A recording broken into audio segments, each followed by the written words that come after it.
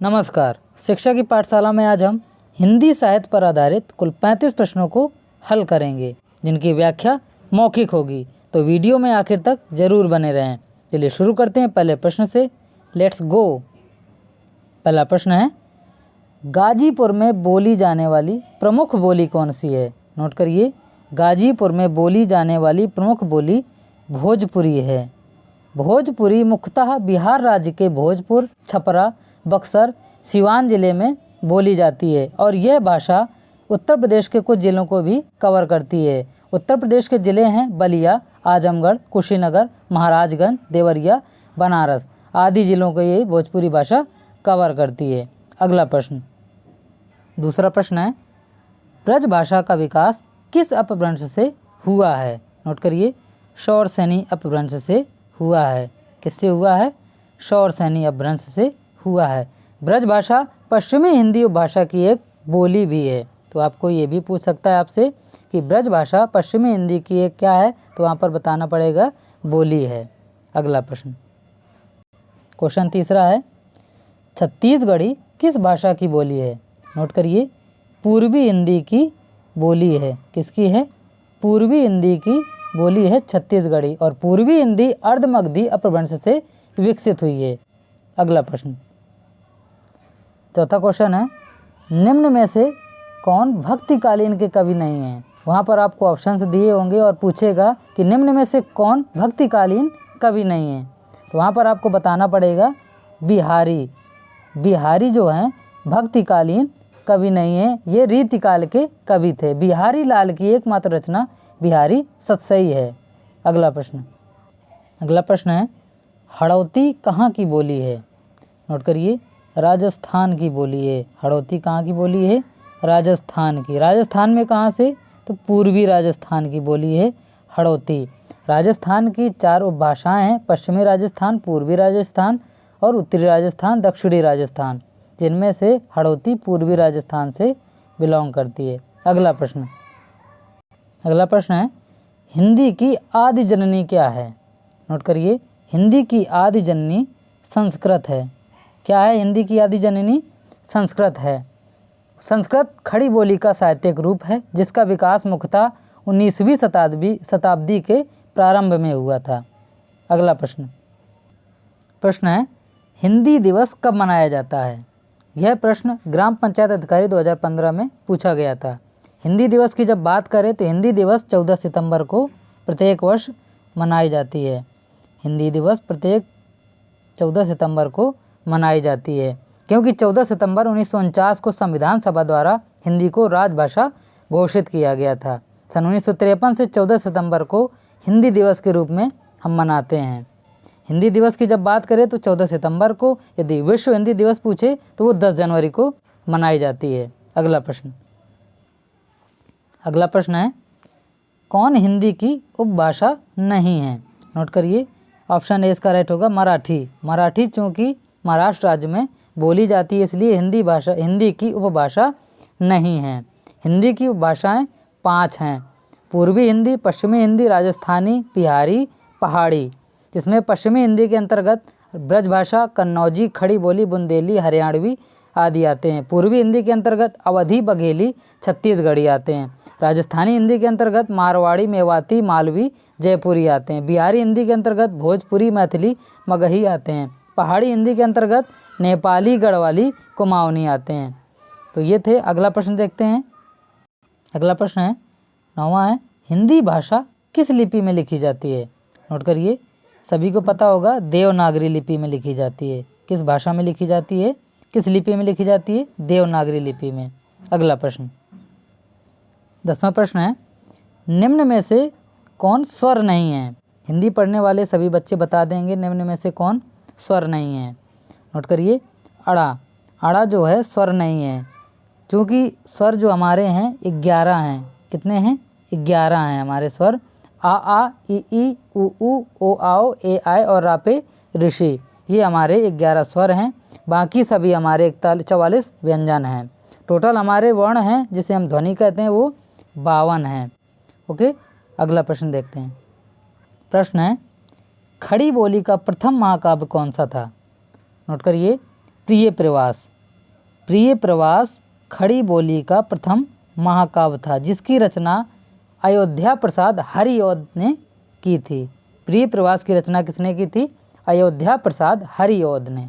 अगला प्रश्न 12वां प्रश्न है, कौन सी बोली पूर्वी हिंदी के अंतर्गत नहीं आती है? वहाँ पर आपको ऑप्शंस दिए होंगे और आपको वहाँ पर बताना पड़ेगा कि पूर्वी हिंदी के अंतर्गत कौन सी बोली नहीं आती है। आपको बता दें कि पूर्वी हिंदी के अंतर्गत सिर्फ 3 बोली हैं, अवधी, बघेली और छत्तीसगढ़ी।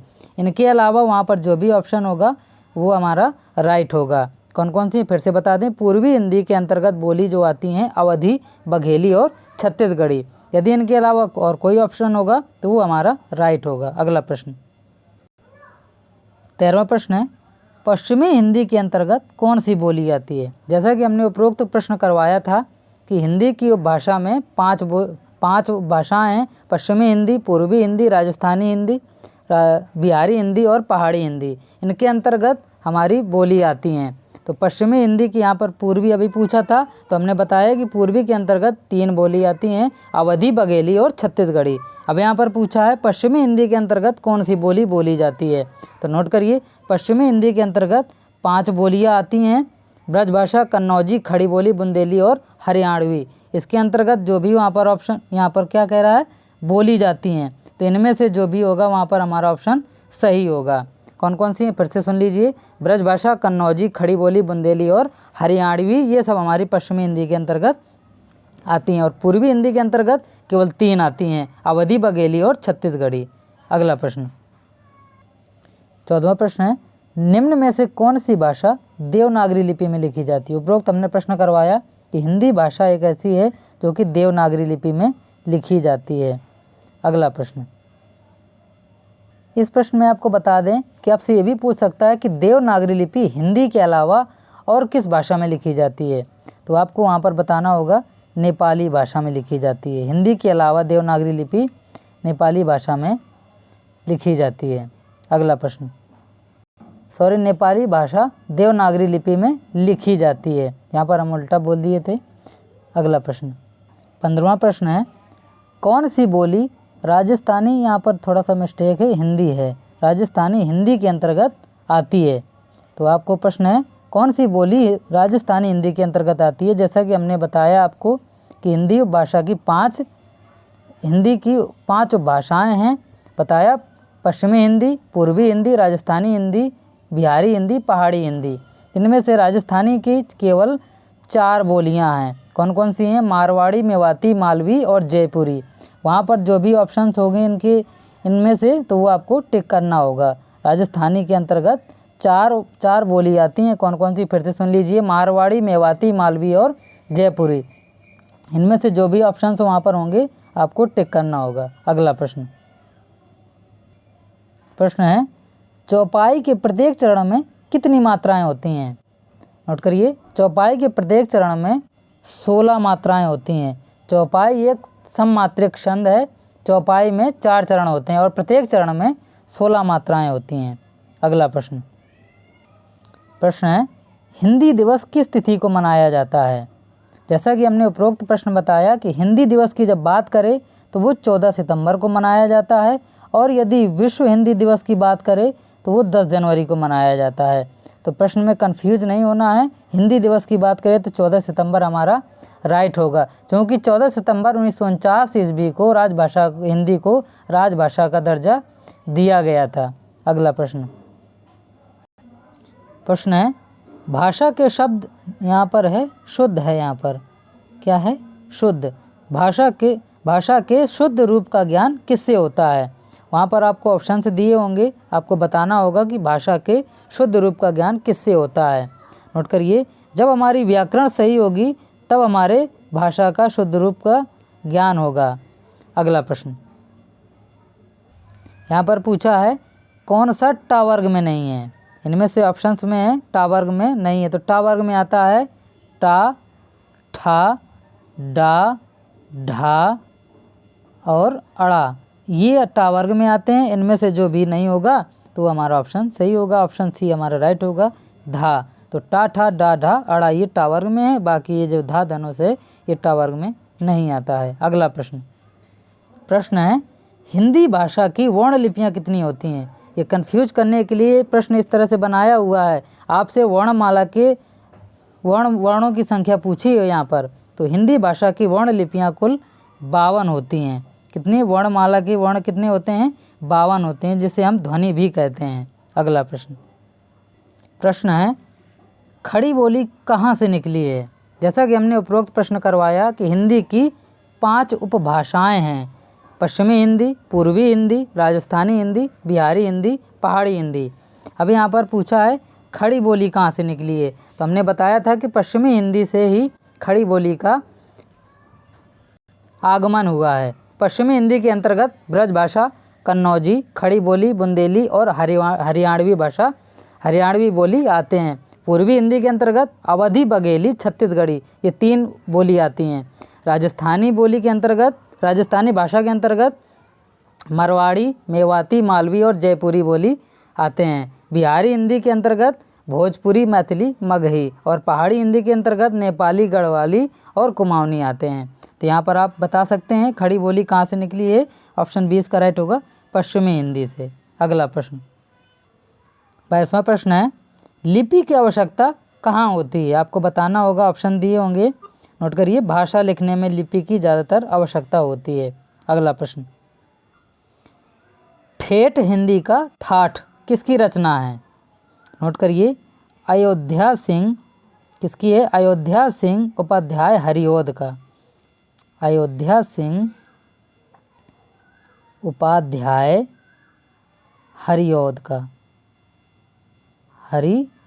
का ये क्या है? रचना है ठेठ हिंदी का ठाठ। इनकी एक अन्य रचना भी है अधखिला फूल, तो उसको भी नोट करें। अगला प्रश्न 24वां प्रश्न है कौन सा शब्द तुर्की भाषा का नहीं है। नोट करिए ऑप्शन ए इसका राइट होगा, पैगंबर। पैगंबर जो है तुर्की भाषा का नहीं बल्कि अरबी भाषा का शब्द है। पैगंबर का अर्थ होता है पैगाम देने वाला। अगला प्रश्न कामायनी के रचनाकार कौन हैं। सभी को पता होगा, जयशंकर प्रसाद। जयशंकर प्रसाद कामायनी के रचनाकार हैं। जयशंकर प्रसाद की और भी अन्य रचनाएं हैं, जैसे झरना, आंसू, लहर, जन्मेजय का नाग, स्कंदगुप्त, चंद्रगुप्त, ध्रुवस्वामिनी, इंद्रजाल आदि। ये सब किसकी रचनाएं हैं? जयशंकर प्रसाद जी की। और कामायनी उनमें से एक मुख्य रचना है। अगला प्रश्न है कवि मलिक मोहम्मद जायसी द्वारा रचित पद्मावत की भाषा कौन सी है। नोट करिए ऑप्शन 20 का राइट होगा, अवधी भाषा। कवि मलिक मोहम्मद जायसी द्वारा रचित पद्मावत की भाषा किस में है? अवधी भाषा में है। जायसी भक्ति काल के निर्गुण प्रेमश्रेयी धारा के सूफी कवि हैं। अगला प्रश्न कन्नड़ का संबंध किस भाषा परिवार से है। नोट करिए कन्नड़ सभी अधिकतर लोगों को 90% लोगों को पता होगा कि द्रविड़ भाषा का परिवार है कन्नड़ भाषा। द्रविड़ भाषा का जिसमें से कन्नड़ भाषा का संबंध किससे? द्रविड़ भाषा परिवार से, जिसमें तमिल, तेलुगु, कन्नड़, मलयालम आदि सब किसके? द्रविड़ भाषा के परिवार हैं। अगला प्रश्न है भारतीय संविधान में हिंदी भाषा को मान्यता प्रदान कब की गई थी। नोट करिए 14 सितंबर। उपरोक्त हम ये प्रश्न करवा चुके हैं। 14 सितंबर 1949 ईस्वी में भारतीय संविधान में हिंदी को राजभाषा की मान्यता प्रदान की गई थी। संविधान के भाग 17 के अनुच्छेद 343 से 351 तक 8वीं अनुसूची में राजभाषा का उल्लेख किया गया, जिसमें से हिंदी को मान्यता प्रदान की गई है। अगला प्रश्न कबीरदास जी की भाषा कौन सी थी। सभी को पता होगा, सदुक्कड़ी थी इनकी भाषा। कौन सी थी? सदुक्कड़ी भाषा थी। सदुक्कड़ी भाषा क्यों थी? कबीरदास जी की रचनाओं में अनेक भाषाओं के शब्द मिलते हैं, जैसे अरबी, फारसी, पंजाबी, ब्रज भाषा, खड़ी बोली, बुंदेलखंडी इत्यादि। इसी कारण से उनको पंचमेल, खिचड़ी या सदुक्कड़ी भाषा कहा जाता था। अगला प्रश्न 30वां प्रश्न है सूरदास के गुरु कौन थे। नोट करिए वल्लभाचार्य। कौन थे? वल्लभाचार्य सूरदास के गुरु थे और सूरदास भक्ति काल के कवि थे। सूरदास, कबीरदास ये सब भक्ति काल के कवि थे। 31वां प्रश्न है भारतवर्ष के लिए हिंदी भाषा का नाम सबसे पहले किसने सुझाया था। नोट करिए, राजा राम मोहन राय जी ने सुझाया था। राजा राम मोहन राय जी ने हिंदी भाषा का नाम सबसे पहले सुझाया था, राजा राम मोहन राय। अगला प्रश्न है, किस बोली में ने पर सर्ग लगाया जाता है? नोट करिए, खड़ी बोली में। खड़ी बोली में ने पर सर्ग लगाया जाता है, जैसे तुमने, मैंने, तुमने इत्यादि शब्द ये जो प्रचलित हैं खड़ी बोली में ही बोले जाते हैं। तो ये ने पर सर्ग किस में लगाया जाता है? खड़ी बोली में। अगला प्रश्न 33वां प्रश्न है, पूर्वी हिंदी का विकास कहाँ से हुआ? जैसा कि हमने पूर्व क्वेश्चन करवाया था कि पश्चिमी हिंदी का विकास शौर सैनी अपभ्रंश से हुआ था, और पूर्वी हिंदी को भी हमने करवाया था अर्धमगधी से हुआ था। तो यहाँ पर आंसर होगा अर्धमगधी। पूर्वी हिंदी का विकास कहाँ से हुआ है? अर्धमगधी से हुआ है। अगला प्रश्न देखते हैं, मानक हिंदी का आधार क्या है? नोट करिए, मानक हिंदी का आधार खड़ी बोली है। खड़ी बोली इसलिए रखी गई है क्योंकि खड़ी बोली बोलने में सभी को अच्छी लगती है, और खड़ी बोली से तात्पर्य है आदर्श, श्रेष्ठ और परिनिष्ठित। खड़ी बोली सभी को बोलने में और सुनने में अच्छी लगती है, इसलिए इसको मानक हिंदी का आधार माना गया है। अगला प्रश्न, अंतिम प्रश्न है, रस सूत्र के जनक किसे माना जाता है? नोट करिए, भरत मुनि को रस सूत्र का जनक माना जाता है। इनके अनुसार रसों की संख्या 8 है और काव्य रसों की संख्या 9 है, और जिनमें से श्रृंगार रस जो है सर्वश्रेष्ठ रस माना जाता है। तो ये थे हमारे 35 अति महत्वपूर्ण प्रश्न। यदि वीडियो अच्छा लगा हो तो वीडियो को लाइक, शेयर, सब्सक्राइब तथा कमेंट बॉक्स में कमेंट करना ना भूलें। धन्यवाद।